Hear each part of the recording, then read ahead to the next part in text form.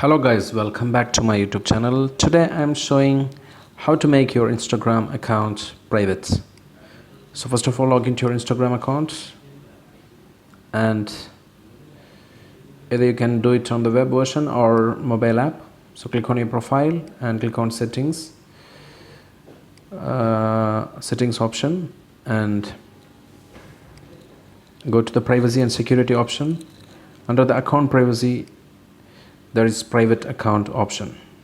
So click on the privacy and security again and click on private account.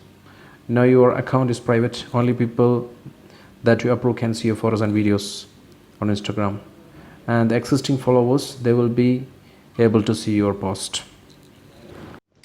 Thank you for watching. Subscribe the channel, click the bell icon for notification. Take care. Goodbye.